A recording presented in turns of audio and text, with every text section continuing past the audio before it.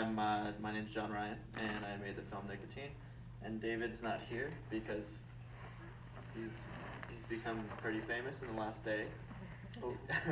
He has a show coming out on Netflix tomorrow, so he was doing stuff last night for it. So I think We understand.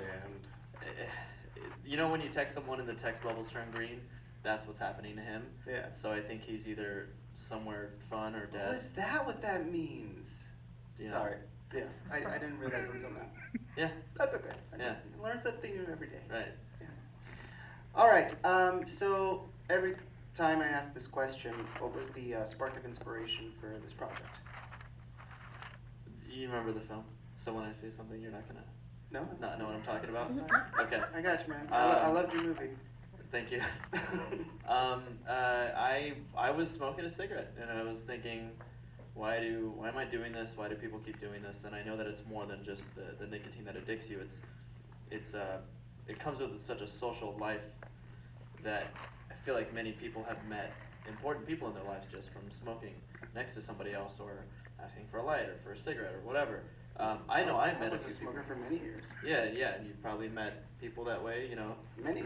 Right. So I figured that it's not being cool. It's not whatever people think it is. It's also just that you can make friends. You can be out there and make yourself vulnerable, and other people make themselves vulnerable to the idea of connection. Yeah. And sometimes it's like the silent companion as well. You know what I mean? When you're by yourself. Right. So that kind of spiraled into thinking like, well, maybe since we're putting our lives in jeopardy to connect with people, that's what we're here for on Earth. Fascinating. To connect with people, because we don't care if it's going to kill us sooner. We just want to connect. So That's cool. I thought that was like a good run-on of dialogue for that. That's very cool. Yeah. It's not funny. I like what you're saying. It's putting yourself in jeopardy just to connect. Yeah. Because that's ultimately what we humans try to do so much here on Earth. Look at us. Yeah. Connect. Anyway, tell me, what was the most difficult thing about making this happen? Well, it was all one shot. So, and it's about 8 pages of dialogue. So, it's kind of for me that I had made films that were mostly about the story and what happens more than the dialogue being important. Dialogue was just kind of a filler to get us to the next scene. So this one I was like, you know what, I need to pay some attention to my dialogue, and I kind of see shorts as exercising your directing muscles. So I'm ripped now, you know. Huge constraints, and yeah. find your creativity within those constraints. Yeah, yeah, definitely. So that's what I do for shorts, and try to make sure that I can do a one-take 9-minute film now, or scene. And then there's the whole cancer thing. You know what I mean? The cancer thing. So let's talk about what you want people to get out of it once they see your movie. What do you want the message to be, other than the stuff we already mentioned earlier about connecting? Yeah. Other than that, I mean, because it's always part of that. That kind of is what it is. Yeah. Because I don't really. It's not a non-smoking message. It's not a smoking message. It's a, hey, this is why people do it. We do weird things as humans, and this is one of them.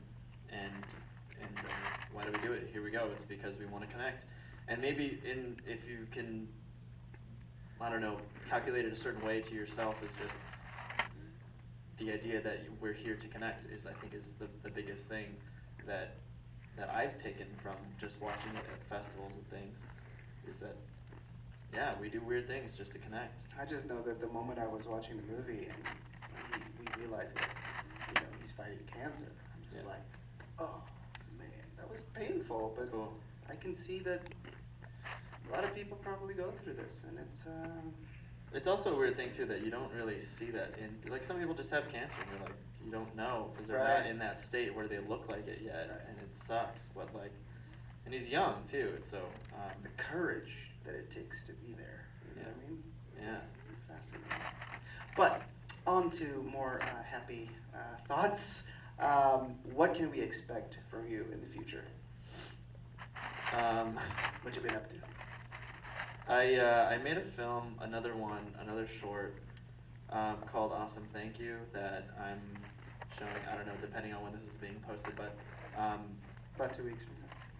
okay, Maybe yeah. less, maybe less. Well, it's gonna be, we're trying to figure out an exact venue and time and everything, but the day we're aiming for is the 24th is when we're gonna like sort of have a family, friends, and fans screening, and then, we're gonna start the festival run, but, What's it about? it's about an actor during pilot season. Yeah, that's just kind of going crazy, and he's new to LA, and you know, you got all the things like his mom's checking on him constantly and sending him gift cards, and he's going over these lines like crazy and trying to figure out how best to do it for this audition, And the hilarity ensues. yeah, and inviting over friends to try and making appointments with acting coaches and things to just really, he really wants this part, and so it's kind of about, it's a callback that he's doing. So I did it with this amazing poet who I was a fan of forever, and then he reached out to me saying he wanted to work together. His name is Buddy Wakefield, and He wrote it? no, I wrote it. I wrote it with Fahim Anwar, which is he's a comedian. He's also really fantastic, and then I put Buddy Wakefield in it, and now we're kind of working on getting all the festival love that we can. Cool. Aside from that, I'm writing a feature and you know, a couple of other things, but and David, what are you doing? Come on, man. He's shy. It's fine.